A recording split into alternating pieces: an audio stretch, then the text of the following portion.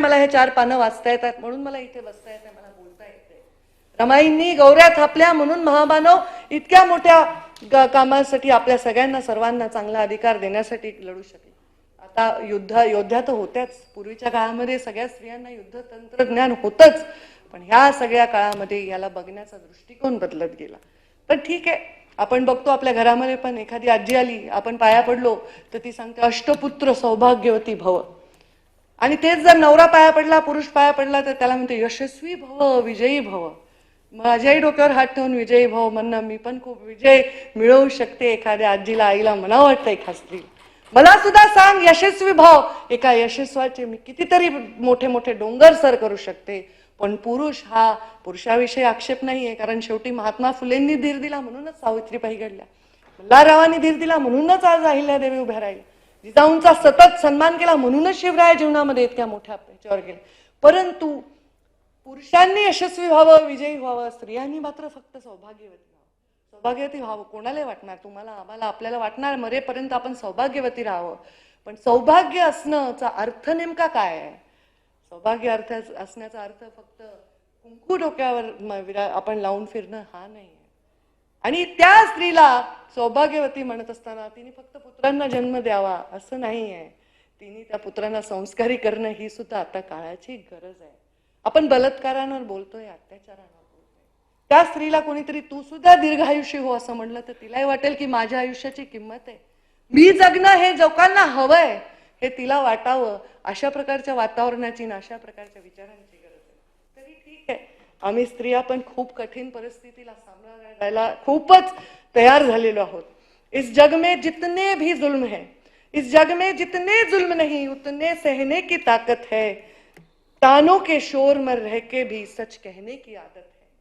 मैं सागर से भी गहरी हूं, तुम कितने कंकड़ फेकोगे, तुम मुझको कब तक रोकोगे, तुम मुझको कब तक रोकोगे. कारण शेवटी स्त्रीचा सगळ्यात चांगला गुण आहे, ती खूपच प्रामाणिक असते. तिच्या नात्यांमध्ये, तिच्या कर्तव्यामध्ये, तिच्या जीवनामधल्या निर्णयामध्ये पटकन ती आपला निर्णय बदलू शकत नाही. त्यामुळे आपण पुरुषांचं पण राजकारणामध्ये आपण विचार करत असताना कधी पण मी बघते की स्त्री खूप कमी मुख्य पदावर, मुख्य निर्णयाच्या पदावर जाते, कारण ती पटकन विभक्त होत नाही तिच्या विचारांविषयी, तिच्या संस्कारांविषयी. हे तिचं एक मोठं चॅलेंज आहे. आणि ते डिप्लोमसी कमी असते, स्पष्टता जास्त असते आणि त्याच्यामुळे तिला ती अडचण येते. पण तरीही ती तिचं खरं बोलणं, तिचं सत्व, तिचं तत्व आणि तिचं ममत्व हे कधीच सोडत नाही. त्या स्त्रीच्या वर कितीही आपण म्हणजे बोललो तरी ते कमी आहे. आज स्त्रियांच्या विषयीच्या विचारावर मी बोलत असताना मला 4 प्रमुख गोष्टींवर बोलावं असं वाटतं. कारण तुम्ही प्रश्न मांडले आणि मला उत्तर द्यायचंय, पण प्रश्न कोणी मांडलेच नाही, सगळ्यांनी कौतुकच केलं. कारण सरकार जे आलेलं आहे ते स्त्रियांना सन्मान देणारं सरकार आलेलं आहे. त्यामुळे मी त्याच्यामध्ये बोलत असताना एवढंच सांगेन की स्त्रीला जर आज जीवन पाया तिचा जर मजबूत केला, त्या स्त्रीच्या जीवनामध्ये तिला स्वतःच्या पायावर उभं राहिलं तर ती उभी राहू शकते. माझ्या वडिलांनी मला नेहमी सांगायचं, स्वतः आर्थिक जोपर्यंत स्त्री ही पाठीचा कणा तिचा केव्हा ताट राहील जेव्हा ती आर्थिकदृष्ट्या सक्षम आहे आणि स्वतंत्र आहे. त्यामुळे स्वतः कमवलं पाहिजे हे स्त्रीला शिकवलं पाहिजे. त्यासाठी लागणारं शिक्षण तिला मिळालं पाहिजे, त्यासाठी लागणारं तिला पोषण मिळालं पाहिजे. आज आपण अंगणवाडीमध्ये, आता अंगणवाडी सेविका, मी मंत्री असताना 2 वेळा त्यांच्या मानधनात वाढ केली. त्यांच्या पोषणामध्ये आपण वेगवेगळे निर्णय घेतले. अंगणवाडी सेविकांच्या माध्यमातून जे आपण आहार देतो त्या आहारामध्ये आपण स्तनदा माता, गर्भधारणा केलेल्या माता किंवा प्युबर्टी मधल्या मुली यांना आपण एखादी एक सशक्त माता आपल्याला द्यायची असते. पण आपण फक्त तिचं तेच परत आपण विचार करतो, ती फक्त सशक्त माता व्हायची आहे. नाही, ती सशक्त माता होण्याबरोबर ती एक सशक्त मनुष्य सुद्धा व्हायला पाहिजे, ह्याच्याकडे आपण लक्ष दिलं पाहिजे. मी ग्रामीण विकास मंत्री असताना केवळ 37,000 बचत गट होते. माझ्याकडे जेव्हा MSRL Maharashtra state livelihood mission आलं तेव्हा आम्ही त्याच्यामध्ये एवढं चांगलं काम केलं सगळ्या सहकार्यांनी. जवळपास 4 लाख बचत गट तयार झाले. प्रधानमंत्री नरेंद्र मोदी संभाजीनगरला त्या कार्यक्रमाला आले होते आणि आम्ही 0% व्याजदराने त्या महिलांना कर्ज दिले. कारण मगाशी कोणीतरी उल्लेख केला की महिला कर्ज कधीही बुडवत नाही. शेजारच्या घरातून वाटीभर दूध आणलं चहाला तर ते कधी ते दूधवाला येईल आणि मी कधी ते दूध वापस करू त्याच्याशिवाय तिला करमत नाही. आपल्या एखाद्या मैत्रिणीकडून एक वाटीभर साखर आणली, घरात पाहुणे आले आणि साखर संपली आणि शिरा बनवायचा आहे, तर जदी वाण्याच्या दुकानात जाऊन ती साखर वापस करू, तिला ते जमत नाही. 2013-14च्या दुष्काळामध्ये जेव्हा आम्ही आढावा घेतला, जेव्हा आम्ही प्रचंड मोठी कर्जमाफी शेतकरी आम्हाला मागत होते, तेव्हा 99.99% कर्जाचा परतावा महिला बचत गटांनी केला होता. ही तिची प्रवृत्ती आहे. आणि म्हणून जिथे आर्थिक व्यवसाय करायचा आहे, जिथे आर्थिक व्यवहार करायचा आहे, जिथे आर्थिक देवाणघेवाण करायची आहे, अशा ठिकाणी माझी विनंती आहे सभागृह नेत्यांना की महिलांना संधी द्या. नक्कीच त्यामध्ये चांगला रिझल्ट आपल्याला मिळाल्याशिवाय, कारण ती उधारच ठेवत नाही. उपमुख्यमंत्री महोदय, आपण त्यांना लाडकी बहीण बनवलं, आपण 1500 रुपये दिले त्यांना, बघा त्यांनी उधार ठेवलं का? किती सन्मानजनक विजय आपल्या पदरामध्ये पाडलेला आहे. आज मला चंद्रकांत दादा म्हणत होते की जेवढे अकाउंट आपण त्या महिलांना पैसे दिले, त्यातले 1.5 लाख अकाउंट पहिल्यांदा, सॉरी चुकून 1.5 कोटी अकाउंट मध्ये पहिल्यांदा पैसे गेलेत. म्हणजे बघा, त्या बिचारीकडे पैसेच नाही हो. ते व्यसन तर महिलेला जमतच नाही. मला सांगा, दुःख कर्ज ह्याच्यानी कधी पाहिले का एखादी महिला दारू पिऊन पडली आहे घरात दरवाजा लावून? पाहिले का कुणी? का त्यांना दुःख होत नाही? का त्यांना संघर्ष नाही येत वाट्याला? त्यांच्यावर खोटे आरोप होत नाही? त्यांच्या जीवनामध्ये अडचणी निर्माण होत नाही? पण कधी ते असे काही, पण तुम्ही गावातल्या कुठल्याही वेशीवर जा, 10-5 दारुडे असतात. नोकरी गेलेली आहे, कर्जबाजारी झालेला आहे, पण स्त्री असं नाही करत. ती जेवढा संघर्ष येईल तेवढं सत्व वाढवण्याचं काम करते. आणि या राज्याच्या सत्व वाढवायचं असेल तर जास्तीत जास्त स्त्रियांना भूमिका देणं हे अत्यंत आवश्यक आहे असं मला वाटतं. आणि म्हणून मला खूप खूप अभिमानाने सांगावं असं वाटतं की ह्या स्त्रियांनी तुम्हाला आशीर्वाद रूपाने परत इथे बसवलंय. हे त्यांनी तुम्ही दिलेल्या कर्जाची परतफेड केली आहे. तुम्ही दिलेल्या सन्मानाचं जे तुम्ही त्यांच्यावर कर्ज चढवलं त्याची परतफेड केली. 1500 रुपये आपण तिला देतो, तिला आपण शिक्षणासाठी सवलती देतो आहोत, पण 1500 रुपये उद्या तिने कुणाला तरी द्यावे, ह्या प्रवासापर्यंत तिने जावं, ह्या खरा स्त्रीचा सन्मान आहे. तिने स्वतःच्या पायावर उभं राहावं, हा खरा तिचा सन्मान आहे. आणि मग मला नीलमताईंनी जे सांगितलं, sustainable development, gender equality, gender sensitisation, ह्याच्यावर आपल्याला काम करायची गरज आहे. म्हणून मी सांगितलं पोषण आणि शिक्षण हे महत्त्वाचा विषय. पोषण आणि शिक्षणावर बोलत असताना एवढंच सांगेन, आता ह्याच्यानंतर आपला महत्त्वाचा विषय आहे आणि तो म्हणजे आरक्षणाचा विषय आहे. आरक्षणाच्या विषयामध्ये मी स्वतः, मला वाटतं एकनाथ खडसे साहेब तेव्हा विरोधी पक्ष नेते होते आणि तेव्हा आपण 50% महिलांना आरक्षण देण्याचा निर्णय त्या सभागृहामध्ये घेतला. मी आमदार होते आणि 33%वरून 50%वर गेला. आणि त्यांनी तेव्हा मला सांगितलं की तू महिलांचा तू मांड आणि ओपनिंग बॅट्समन तू हो, ओपनिंग स्पीच कर. आणि त्यावेळी ओपनिंग स्पीच आम्ही केला. आम्हाला इतका आनंद झाला, त्याच्यात माझ्या काही सहकारी विधानसभेमध्ये होत्या, की 50% आरक्षण आम्हाला मिळालं, आमच्या बहिणींना मिळालं. जेव्हा माझ्या राजकारणामध्ये मी बघितलं की पुरुषांमध्ये स्पर्धा असेल जास्त असं वाटत नाही, पण महिलांमध्ये असेल असं मला वाटायचं. पण ऍक्च्युअल जेव्हा मी राजकारणामध्ये पाऊल ठेवलंय, ऍक्च्युअल जेव्हा मी या सभागृहामध्ये पाऊल ठेवलंय, मला तसं चित्र अजिबात दिसलेलं नाही. मला तर उलट महिला दुसऱ्या महिलेला सक्षमतेने कौतुकाने साथ देताना दिसली. नीलमताईंना मी लहान असताना मला त्यांनी 4 गोष्टी शिकवलेल्या आहेत.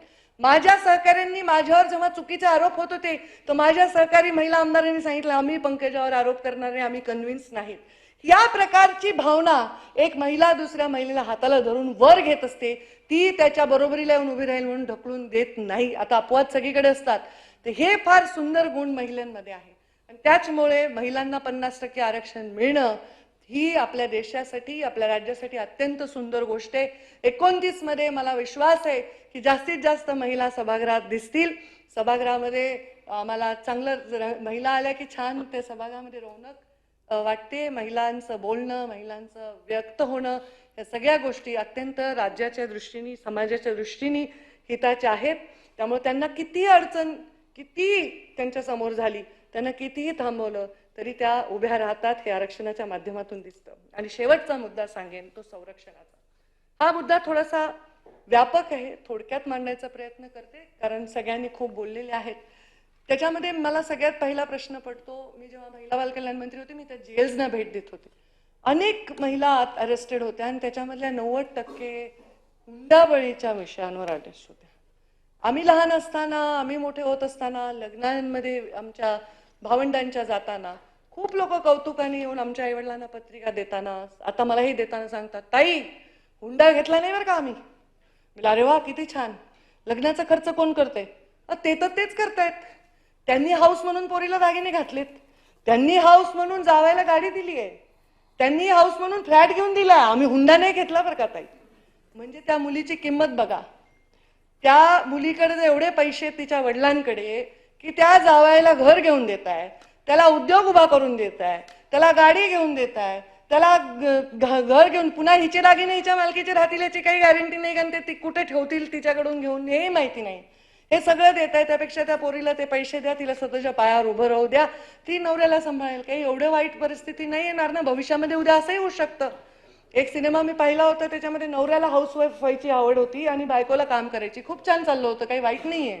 मल्टीटास्किंग तर पुरुषांना जमणार नाही जे स्त्रीला जमेल. पण आपण एवढे पैसे देऊन आपल्या मुलीला नवरा विकत घेऊन सुद्धा तिचा छळ रोखू शकत नाही. वर्षभर सुद्धा ती मुलगी नांदत नाही. असंख्य माझ्या जवळून ओळखीच्या लोकांना हुंडाबळीचे कितीतरी केसेस जाळून टाकले. हो, जाळता तुम्ही. आता आपण एका हत्येवर विचार करतोय, पूर्ण राज्य पिळवटून निघालंय. कितीतरी महिला किती ब्रुटल पद्धतीने मारल्या गेल्या, कितीतरी. कोपर्डीचा जो बलात्कार होता किंवा निर्भयाचं जी केस होती, हे काय? हे केवळ स्त्रीवर अत्याचार केलं, तिचा भोग घेण्यापुरतं मर्यादित नाही. हे तिरस्काराचं लक्षण आहे, हे मानसिक विकृतीचं लक्षण आहे. एवढ्या मुलींना एवढ्या गोष्टींना सामोरं जावं लागतं. आणि म्हणून त्या मुलींना वाचवण्यासाठी अजूनही गरज आहे. आपल्याला वाटतंय हुंडा नाही आहे, त्याचं सोफिस्टिकेशन झालंय, त्याची पद्धत बदलली आहे. अजूनही 18 वर्षाच्या खाली मुलींचे सर्टिफिकेट बदलून खेड्यामध्ये अजूनही लग्न होतात. हे खरंय, गरीब मजुरी करणारे, ऊस तोडणारे हे लहान वयात लग्न होतात. ते मुलींना एकटं सोडून जाऊ शकत नाही. पण त्या मुलींना संरक्षण देण्याची गरज आहे. हुंडेच्या बाबतीत पण खूप जास्त सेन्सिटायझेशन करायची गरज आहे.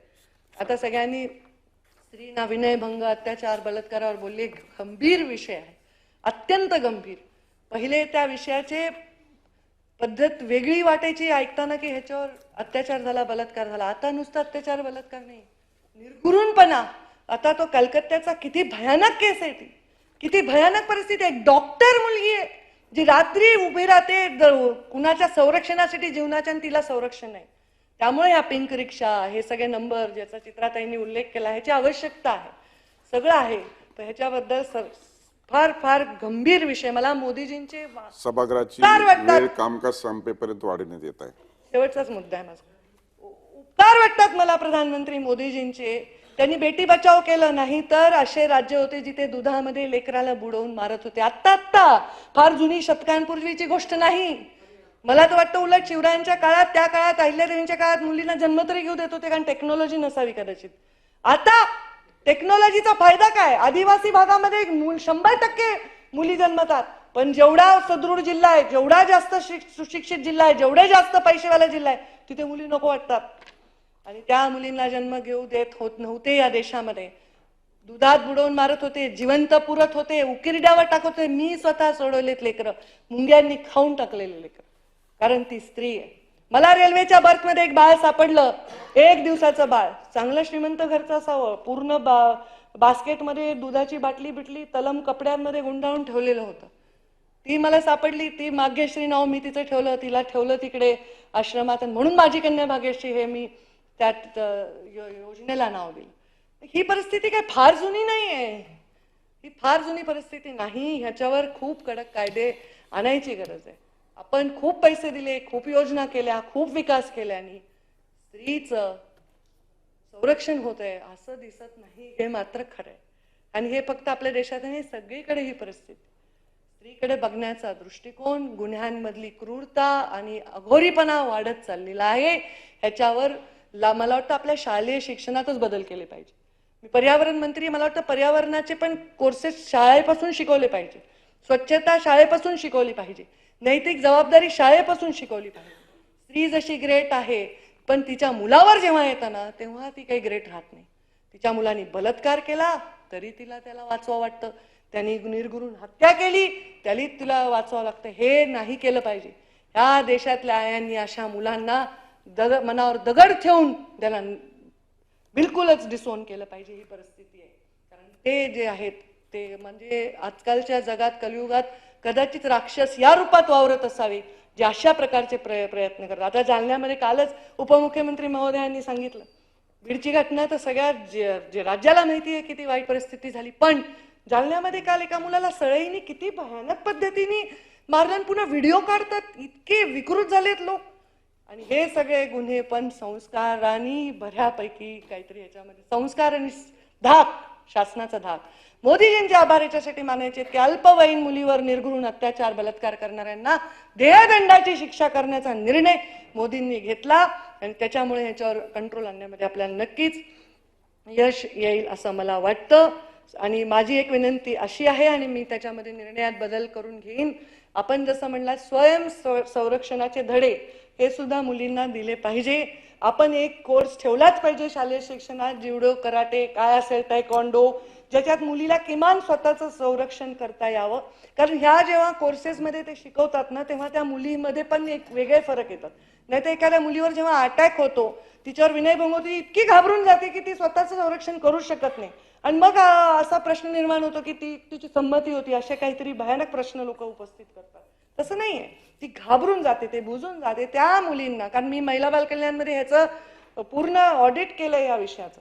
अहो, सख्या बापानी मुलीवर बलात्कार केला. 8 वर्ष त्या मुलीला मी सोडवून तिच्या मावशीबरोबर ऑस्ट्रेलियाला पाठवलं. सन्माननीय राज ठाकरेजींचा फोन आला की अशी अशी केस माझ्यापर्यंत आली आहे, तुम्ही तेव्हा तात्काळ त्याची दखल घ्या. इतकं विकृत आहे, म्हणजे तिने कुणासमोर जावं सुरक्षा म्हणून. त्यामुळे तिला स्वयंसंरक्षणाचे धडे हे दिले पाहिजे. ह्याच्यासाठी भरभरून खर्च आपण आपल्या राज्यामध्ये केला पाहिजे असं मला वाटतं. तरीही अशा परिस्थितीत ही माझी मुलगी उभी राहते, ही माझी महिला उभी राहते. ती संसार करते, तिच्या संसाराला ती हातभार लावते, ती या राज्याला हातभार लावते, या देशाला लावते. आणि ती कधीही या संघर्षाच्या चेहऱ्यावर आपल्या जराही रेषा दिसू देत नाही. संघर्षाशिवाय तिला पण भाकरी गोड लागत नाही, हे तिचे संस्कार आहेत. तर त्या सगळ्या महिलांना एवढंच सांगेन, झुक झुक कर सीधी खड़ी हूं, अब झुकने का शौक नहीं, अपने हाथों से रचा स्वयं, तुमसे मिटने का खौफ नहीं. तुम हालातों की भट्टी में जब जब मुझको झोंकोगे, करकर सोना बनूंगी मैं, तुम मुझको कब तक रोकोगे, तुम मुझको कब तक रोकोगे. प्रत्येक स्त्रीने हा प्रश्न स्वतःला, आपल्या परिवाराला आणि समाजाला विचारावा आणि दुसऱ्या स्त्रीने तिला साथ द्यावी. तिने तिचं चारित्र्य हनन करू नये, तिने तिच्याविषयी वाईट टिप्पणी करू नये, तिने तिची साथ द्यावी. नक्कीच चांगले स्त्रियांसाठी दिवस येतील. आणि लाडके भाऊ तर आहेच आहेत, जे नेहमीच स्त्रियांसाठी चांगल्या योजना आणि चांगलं संरक्षण द्यायचा प्रयत्न करतायत. दादांची पण खूप तळमळ आहे. चांगल्या योजनांविषयी आम्ही आता चर्चा करत होतो, वॅक्सिनच्या मुद्द्यावर चर्चा करत होतो. तर नक्कीच याच्यामध्ये फरक पडेल असं मला वाटतं. आपल्या सर्वांच्या योजना किंवा सूचना ह्याचा समावेश करायचा प्रयत्न केला भाषणामध्ये आणि आपण वेळोवेळी करत राहा. त्यांचं आपण नक्कीच या राज्याच्या मंत्रिमंडळातून न्याय देण्याचा प्रयत्न करू. धन्यवाद.